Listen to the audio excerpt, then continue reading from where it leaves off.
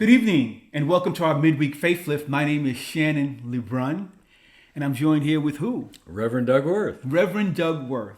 And we have actually missed you, Reverend Doug, because you haven't been here in about, you've been at church, right? But you haven't been on our podcast in about 2 weeks. Well, I took a 2-week vacation. I have a motorcycle. It's a big Harley, and at this time of the year, up in New England, the leaves are starting to turn. Usually at the end of August, it's dry. They call them the dog days. It's dry and the sun's out, and yet the temperatures are down a little bit. So it's great riding. Not so much this time. So anyways, I hopped on my bike and I went up and I saw my brother, and we got a chance to ride motorcycles around New England a little bit, and that's always an enjoyable thing for me. Right after the church service on the 14th, I took off. You cut out. Yeah. So I haven't been on the podcast for a couple of weeks. Yeah. And I missed last Sunday. Yeah. But anyways, it was a great. It was a great time. It was a great vacation. Rained a lot, so thank goodness I've got a rain suit. And, you're doing 70, 75 miles an hour on the freeway with 18-wheel trucks, and the rain, gets a little dicey. Yeah. But, I had a good time. Yeah, the one, this podcast is really about, connecting to your inner spirit, connecting to that God that is inside of you. And one of the things I noticed about you, Doug, is that you're constantly doing things outside of just church. You're constantly doing things outside of just, taking care of the home, It's called retirement. Yeah, but it's also, it's almost like you're connecting with your inner self, that connection. Is that what happens when you go on these excursions? Yeah, absolutely. A couple of weeks ago you were kayaking, now you're taking a motorcycle. I think you said you went 2,500 miles? Yeah, 2,500 miles. Yeah. Well, you've got to do... It's a lot of riding. Yeah. On a motorcycle. Yeah. Yeah. I like to do it. And I know you're connecting with something while you're on a motorcycle riding 2,500 miles. Yeah, it's not just playing, the 60s tunes. Okay. But I enjoy doing that, and there's a number of things in my life that I've always enjoyed doing. A lot of it has to do with nature. For many years we had a dog, and we walked in the woods with a dog. I enjoy skiing, kayaking. Skiing and kayaking are both personal sports.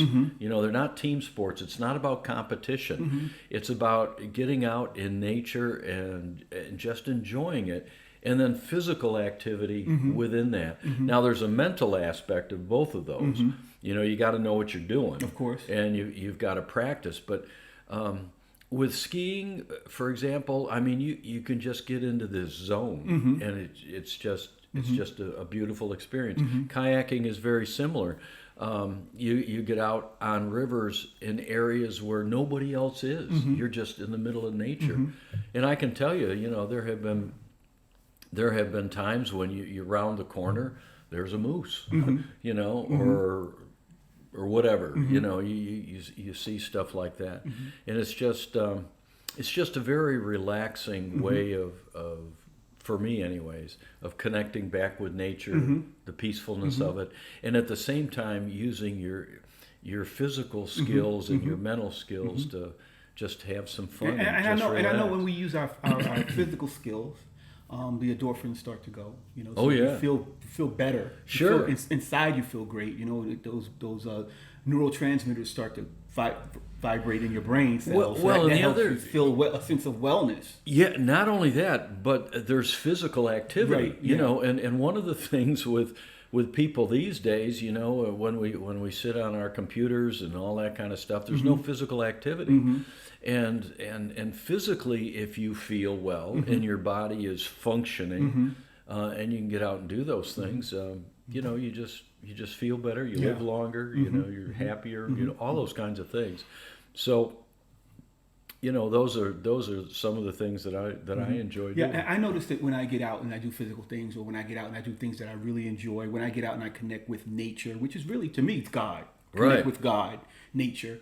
I come back refreshed and more focused. Absolutely. And I'm able to handle tasks that I probably need to go so that I could get focused and get refreshed so that I can come back and be able to handle those tasks that are waiting for me.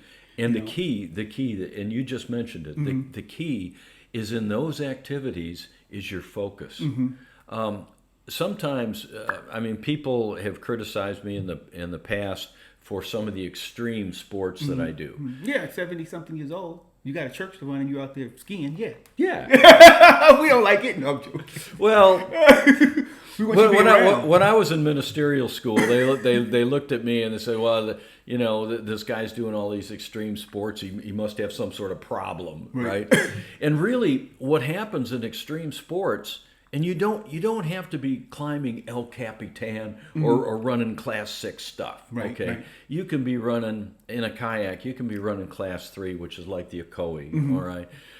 You can be skiing and doing the intermediate runs, all right? But what happens is your focus is now on what you're doing, what your skill level is, and just having fun and enjoying everything in nature, as opposed to all the myriad of problems that. So it's a release. Yes, it's a focus. You talked about how to achieve mastery.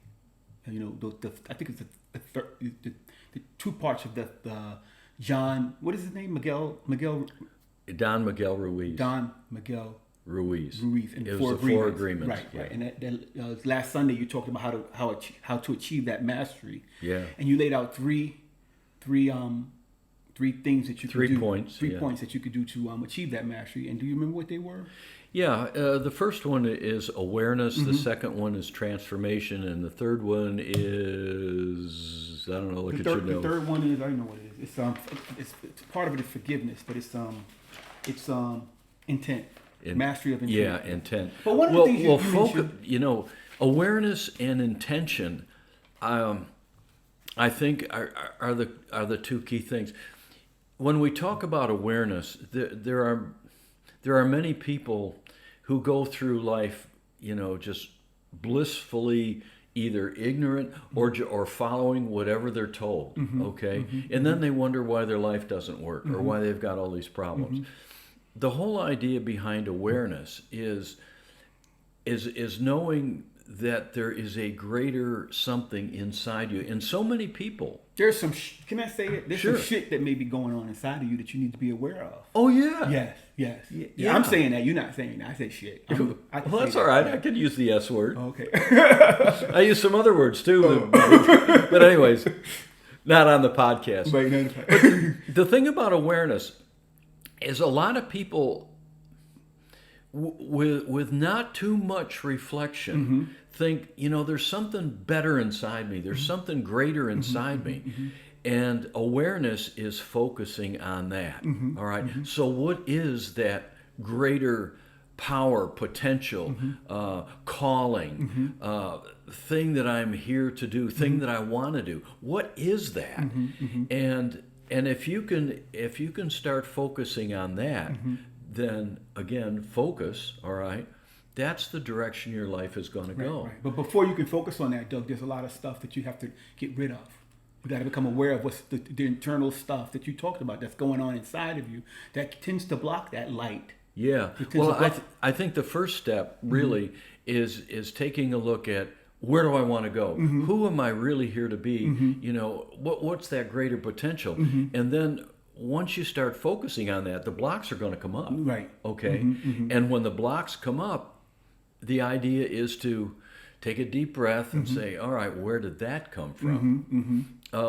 Wayne Dyer, the late, great Wayne Dyer, used to have a way of taking a look at those things. And what he would say primarily was when a block comes up, then you hold a mirror up and you say, all right, where did that come from? All right. We used the analogy last Sunday of E. Haleakala Hulin, the Hawaiian psychiatrist.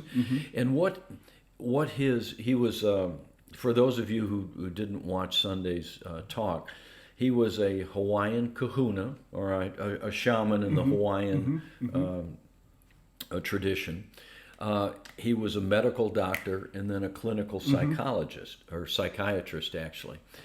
And what his process is when something would enter into his life, and Wayne Dyer talks about this too, when something would come into his life that he really didn't want or wasn't who he wanted to be. Or attract, okay, then he clicked in the law of attraction, knowing that there is something within me that attracted that situation.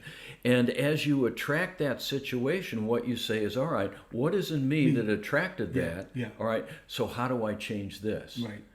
And Dr. Hulin had a simple 4-step process of taking a look at what that was and then releasing it.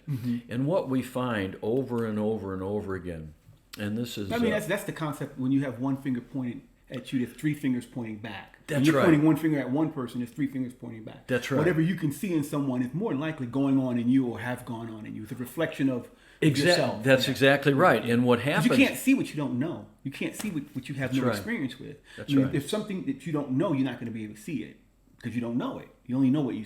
Anyway, I'm just breaking it down a little further. What you're saying, because sometimes it needs to be broken down. Because you got this stuff, you know what I mean? Well, and 2 weeks ago, we put the box up. Know what you know, don't know what you don't know. Exactly. Okay. Exactly. And so the whole idea behind that, there are things within us that we don't know that's in there. Right. Okay. And so how do you become aware of it? The way you become aware of it is when something goes on in your life that causes you I don't want to say necessarily pain, but a little discomfort, and say, man, I don't want, that sort of thing. Then you say, okay, what's that attracting force in here? Now, this is not a guilt trip, folks. It's important to do reflection. It's important to look at this stuff. It's a tool for inner awareness. So that you can become a higher consciousness. You can gain higher consciousness. That's right. If you want to gain higher consciousness, you might want to take a look at that stuff. That's right. Yeah. And a lot of people push it away. Right. And it keeps coming. And it keeps coming. Yeah. Why does it keep coming? Because you're not... Because, first of all, because it's an attracting thing within. But in the bigger picture, I would say that may be God's way of calling you forward. It's always up to you whether you open that door. If you remember the picture, I forgot who painted it, but the picture of Jesus knocking on the door. Okay, there's no handle on the outside. It has to be open from the inside. That's cool. Yeah, I like that. It's really cool. That's why I'm knocking, bro. But you got to open it. You got to open the door. You got to open the door. Yeah. And most people probably won't open the door. You said something last week. Yeah. By the way, that picture comes from a biblical phrase in Revelation. I'm standing at the door knocking. It's no handle on the outside. You gotta let them in. Yeah, that's right. That's deep, man. You gotta let them in, bro. Okay, that was a whole talk years ago. We'll do it again one of these days. Some people are looking for a savior to worship, and some people are looking for a path to follow. What does that mean? Some people are looking for a savior to worship, right? And some people are looking for a path to follow. Yeah. Well, the reason I said that is that as I was growing up, and I connected to this. You said it because I identify with this. Well, all I can tell you is from a very, very early age, my earliest memories were there's something so much greater out there. Okay, there's something within me that needs to be expressed, and so my family, we went to a church. We went to a Presbyterian church. Penny went to a Lutheran church, but Protestant. Okay, they're all Protestant things. And as I listened to the messages, it was a wonderful experience. I mean, it got me into Sunday school and got me learning about Jesus' teachings. It got me familiar with the Bible and things like that. But I would go to some of the churches of some of my friends, and a very charismatic preacher would get up there and, with the altar calls and the things that they would often say. And it just seemed like it was just a something standard, you know, and if you focused on the Savior, okay, you would be saved. You know, that was the message. And the Savior they talked about, of course, was Jesus. You know, and as I talk lots of times from the New Testament and Jesus's teachings, I too look at him, but I look at him differently. Not so much somebody to be worshipped as somebody to be followed. You know, right, yeah. Now there's nothing wrong with worship. You know, but what it can be, it's almost a drug. You know, you get into that, and are you changing yourself? Right. Are you following? You know, are you following the tenets? And I'll just give you just something that's coming up. Mahatma Gandhi was a Hindu, and through his work, most of us are aware that he actually freed the whole subconscious continent of India and changed the thinking of hundreds of thousands of people, if not millions. And he was a Hindu, a devout Hindu, and he read the Hindu scriptures and things. And somebody one day asked him why he was not a Christian, you know, or what he thought about Christianity. And in a one-liner, he just simply looked at the person and said, "Your Christians are not like your Christ." Okay. And that's huge. And as I look at some of the mainline Christian churches, you know, the prejudice, that is in there, the discriminate, they're almost political, cultural organizations. You know, are they? Yeah, okay, they preach out of the Bible, but are they following it? You know, are they giving people tools that open inner doors? Exactly. Yeah. To use regularly to have freedom. That's right. Yeah. Are you teaching that? Yeah. Are you demonstrating that? Right. Yeah. Okay. Yeah. Are you demonstrating the love that Jesus talked about? That's right. Are you demonstrating the consciousness that he achieved? Can we achieve that? We can actually achieve that. Yeah. But you've got to be able to, again, our subconscious is programmed from our conscious. So the conscious programs the subconscious, and then the subconscious runs your life. Yeah. Okay. So where you got to start here. Where did it start? Well, it started in many of those churches. All right. Yeah. It started in many of our culture. Yeah. Now, because I was going to hell. Like in guys, I was going to go to hell. Well, I'm going to use this story. And I'm still working on deprogramming that bull crap. But some people it's have there. to work for the rest of their life on some of that and stuff. As long as, you know, and once you become aware of it, okay, then you can change it. Yeah. Okay, then you can say, oh, wait a minute. I want to do something different. Maybe next time, okay, but I'm going to approach this a little different. And this is a story that I'm going to use on Sunday. And for those of you watching us who go to the mainline churches, this is not a criticism of them. They do a lot of good work. And what I often tell people who know that I'm a minister and they say, well, why should I come to your church? I always tell them the same thing, and that is simply, you don't necessarily have to come to my church, okay, or a unity church. What you need to do, I think churches do a lot of good work. Go to a place where you are inspired at the end of the service, where there's something inside of you that says, yes, there's something greater and I can do this. And not only inspired, but for me, it's where you're celebrated. And that's important too, because you can be inspired somewhere and get a good feeling, but you're not celebrated as a person. There's 3 points. Okay. Point number 2 is celebrated. Yeah. Okay. Yeah. Where you're with people Yeah. who you enjoy being with. With you, the real you.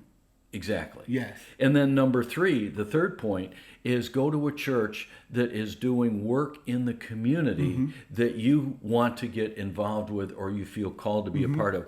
It doesn't necessarily even mean in the community. It could be internal to the church. It could be, youth ed. It could be, a number of different programs that they have. Now, my my approach has been with the unity, for what, 45, 50 years now. Okay, but the other churches are good too. However, to get back to not needing a savior versus needing a path to follow, what I was looking for is when Jesus said this, how do I do that? Well, the way that you do that is to understand what he's talking about. And what unity does, it takes a look at a lot of the sayings and a lot of the things that he did, and they talk about the spiritual laws underneath it. And by spiritual laws, I mean the way that the mind and the mind connection to external events, how does that work? Okay, and once you understand how it works, then you're on the same path that Jesus was on. That's where you want to go. Right? You don't want to just praise God or praise Jesus on Sunday, and then Monday you're back to, oh shit. Yeah. There's the S word. Yeah, there you go. I got it out of you. It's a joke. I'm joking. But anyways, I to follow up on Gandhi's talk, on Gandhi's phrase, and I'm going to use this coming Sunday too, part of this story. When I was in ministerial school, we had several prayer partners, not just one-on-one, but there was about 4 of us. And one of those guys was about 6'3", 6'4", about 350 pounds. You talked about this guy before. Go ahead. Okay, dreadlocks down to here, black guy Muslim, right? Muslim guy? Was he Muslim? Yeah. And so we got talking about where we came from, and I said, well, I came from a Presbyterian background and a bunch of other stuff. And this guy was a Muslim. And so I looked at him. His name was Prentice. And was he black Muslim? Like the black Muslims? They have the Nation of Islam, and the black Muslims are just regular? I don't know. Okay. All he said was that he was previously a Muslim. Okay. And so I went up to him, and I said, a Muslim? Man, I don't get it. How did you become a Muslim from the south side of Detroit, and then from a Muslim to unity? And he looked at me, and and there was some culture there too. And he says, "Dude," and the dreadlocks are shaking a little bit. You don't know, do you? And I said, Prentice, no. That's why I asked the question. In other words, he knew that it was an innocent question. It wasn't a slam or anything like that. And he says, dude, you don't know. And I said, no, Prentice, I don't. And he said, when I was growing up, myself and some friends, we went to every church in the neighborhood, throughout Detroit, all the mainline churches. And they didn't want anybody who looked like me. Okay? That's powerful. And then he said, and so we went to a Muslim church, and they embraced us, and they loved us, and they invited us in. So that's what he was looking for, connection. Yeah, that's what he was looking for. He was looking for connection. That was my second point. Make sure you go to a place where you feel accepted. Something like that. And then as he followed with that group, what happened was this inner awareness came up. Right. All right. He was able to open that door, and then once he needed something more. He needed exactly, something. And that's where he found the unity. And that's what you were saying earlier when you said that Christian churches or whatever environments that we first find ourselves in, they do serve us. They serve us sometimes. I mean, I know for me, it served me for a number of years. Right. But I got to a point where I needed more. There was something inside of me that was like yearning for something more than what I was getting. That's right. And that's when I found unity. You talked about unlocking that door. That's right. Those questions that needed to be answered. Yeah. And I may get to a point where unity doesn't serve me anymore. I'm like, you can. You very much can. Yeah. I'll give you another example. There was a unity minister who grew up in a agnostic household. Okay, her parents were very well educated. Okay, but they didn't want anything to do with church, and so she got to college and she's going to be a psychology major. Why? Because there was something inside of her. Okay, so we'll go to her roommate was a Catholic, and she said, well, why don't you come to our Catholic church. And she said, well, okay, what the heck? We'll see what. And so she went to the Catholic church, and she became a Catholic for a number of years. Yeah. And as she looked back at it, she said, it was a great experience because I learned about the Bible, I learned about the disciples, I learned about the saints, I learned about Jesus and Jesus's teachings and all that kind of stuff. And I also learned some of the practices, some of the orders that are out there. She said it was a wonderful experience. And as those doors opened, I want more after a while. And then she found unity. She became a unity minister. And I don't know what she's doing now, but... Some people say, there's a lot of podcasts out there. There's a lot of videos out there. And, one of the things that, a lot of the podcast hosts say is that if you find yourself watching this video, you're supposed to be here. This is where you're supposed to be. This is where the universe is leading you at this moment. Could be, law of attraction. Yeah. So you found us for a reason, right?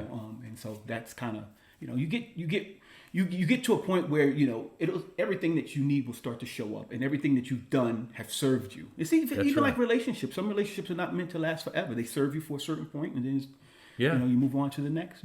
Absolutely right. So. Absolutely right. Yeah, but before we go, I wanted to because I think we need to kind of. I'm just looking at the clock. We're 26 minutes. Yeah, we've been going a while. Yeah. But I wanted to remind our viewers that we have a service coming up this Sunday at 11 a.m. Right. And why don't you give them a little touch on what you're going to be talking about this Sunday at Red Bank Community Center at 11 o'clock. Well, first of all, I got to think about it. Oh, okay, so you haven't. Well, I have. Okay. I don't want to put you on the spot. It's okay if you haven't, because we could. That happens sometimes. Sometimes you guys get inspired at the last minute. You know what I mean? So. Well, that's where that meditation came from last Sunday. Okay. That was one of those things that just downloaded as I was walking in the door. I was like, that's pretty long. Yeah. It was a little bit long. Yeah, I was like, okay, the duck doesn't go that long usually, but go ahead. I noticed that. Usually the meditations are short because the talks are long, but at this particular point, it was like, we're just finishing up a 4 or 5 week series on transformation, okay? And we talked about Don Miguel Ruiz. We talked about a number of ways of approaching that. And for me, the more disciplines and the more teachers I see, the more I'm attracted to Jesus's message in the Gospels. Okay, it's succinct, it's powerful, and once you start understanding what he's talking about, it's incredible. And as I was walking in the door to the church, it just kind of downloaded, and it was him talking. And so, really, all that meditation was a series of, I think, 5 phrases. That if you asked him and said, how do I achieve transformation? How do I walk your path? Well, here's how to do it. So that's what that was. But anyways, this morning, or this coming Sunday, it's going to be a talk about what do I want to say? The people, those among us who are marginalized. Okay, the marginalized people. In our culture, in our life, and it's so easy. And I'm going to start out with the parable of the Good Samaritan, because the Good Samaritan story is much deeper than what you might see in the service. Everybody knows the story of the Good Samaritan, but what you don't know is that when he said that, it created a stir. A firestorm. Yeah. Okay, why? Okay, so we're going to talk about that. And it's all about marginalized people. So we're going to talk about the marginalized, within our society. And then we're going to lead into how do we take a look at that in our own lives and in our own culture? And then how do we approach that? How do we feel comfortable approaching it? And then how can we make a difference? Not only in our own lives, but in the lives of everybody around us. So the talk this coming Sunday is going to be the marginalized among us, and it's going to talk about various people. Well, it's going to talk about some of the things for example, when stuff comes up and you say, like we were talking about a little bit earlier, how did I attract that into my life? Where did that come from? Okay. And so what do? Do you push it away? Or do you begin to blame the other? Right, begin to look at yourself and where that's coming from. Do you do the blame game? Or do you say, okay, what's going on in here? That's right. And then how do I... Let's heal this stuff. That's right. You can if you want to, or you can keep holding on to it. That's right. It's showing up in your life for a reason. Right. Yeah. So that's I'm what excited the to hear Sunday's that all talk. about. Yeah, that's great. Yeah. Okay. This coming Thursday, tomorrow, we have our spiritual connection group. Right. And that's the time for us to get together and just kind of, just fellowship with each other and talk about whatever spiritual comes up. Whatever comes up. Yeah. So I'm excited about that. That's at Whole Foods, right. Manufacturers Road, with the top mezzanine up there. We get together. What time? That's at 6:00. Okay. Yeah. And then also we're doing some great stuff in the community. I think Chattanooga here is celebrating their Gay Pride celebration in a couple weeks, and so we're going. Yeah, and we're going. Unity of Chattanooga is going to be a part of that. Right. And so we're excited about that. And that's kind of where that talk is leading on Sunday. Is how do we get out in the community? Who are we? Yeah. That sort of thing. Yeah. So I'm excited about that. If you guys have any questions, feel free to contact us at contact@unitychattanooga.org. I'll put that up real quick so you can see that. I should have this stuff available. I tend to mess around with this stuff and then I put it to the bottom and then I have so to you're go beating look yourself for it. up again. I'm beating me. I'm not going to do that. I'm okay. Contact at unitychattanooga.org. Also, if you would like to donate to our podcast or to our church, you can do that, and you can just go to www.unitychattanooga.com/donate. We appreciate anything that you give. Yeah. All of it is appreciated. All of it goes to a good cause. Keep our. It does, and those are the contributions that help us keep doing the podcast and the Sunday services. And there's going to be those donations that help us go out in the community to do the Pride event. That's right. We have to purchase some stuff to. That's right. Make it visible. Give out pamphlets in the community. Let them know that we're here. They want to come and fellowship with us. They're welcome to come fellowship with us. So that stuff the money supports that. So Doug, it was nice having you here. We talked about a range. We went through a lot of stuff, and I don't think we covered everything, but we'll get to it sooner or later. Yeah. Thank you for coming out. Okay. And thank you guys for watching. And if this broadcast has blessed you, feel free to pass it on to someone else. Press that share button, share it to other people, and like us on Facebook. Hey, by the way, before we conclude, one of the things that I did on that 2-week motorcycle thing is I reconnected with a very, very good friend of mine that I literally haven't seen since high school. Yeah. And the two of us were good friends. That's a good story. We were good athletes. Yeah. As a matter of fact, on the football team, I was a captain of the football team, but I played the line and the linebacker and stuff, and he was the running back and scored all the points. And between the two of us, anyways, we did pretty well. And then we're both on the wrestling team, and he was a little better than I was, but he went on to NCAA. Wow. The guy was good. Okay. But anyways, we had a good friendship, and as we were sitting there talking. And just having a good old time. So you connected with him while you were on vacation. Yeah, like you were on your 2,500 mile trip. You connected with this guy. Right. Okay. I just want the viewers to know. I know this story, but they need to know. Yeah, I stopped off at his house. He's currently living on a large farm in Pennsylvania, and I stopped off at his house and was able to spend some time with he and his wife and that sort of thing, and. Yeah, he looked at me and he said, "Hey, I've watched your podcast." Wow. About knocked me over. And then he looked at me and said, "Hey, who's that black guy?" And I said, "Well, he's our former board president." Yeah. And I said, "And he's an ex-Marine." And Steve looked at me and says, "Not ex." That's right. Okay. Former. Former right. Marine. Yeah. And then I talked to you about it. And still you said, Marine. Marine. I'm still a Marine. Yeah. So, anyways, it was good, and it shocked the devil out of me that he had actually seen the podcast. Yeah, we got people watching, and that's right. all types of people are watching. That's right. And I hope this podcast is some people are getting something out of it. Well, that's the main thing. That's why we're doing this. We want people to get something out of it. Well, I hope it stirs something up. And it could. Even if it stirs up some resistance. The bottom line is what you talked about. Why is that being stirred up? Exactly. What's going on in me that's causing this to happen. That's right. And that's a reflection. That's right. Self-awareness. Or you could just say, I don't want to deal with that shit. Put it aside, We don't want you to do that. We want you to take a look at yourself. That's right. Yeah. That's right. Okay. Talk to you later. All right. See you.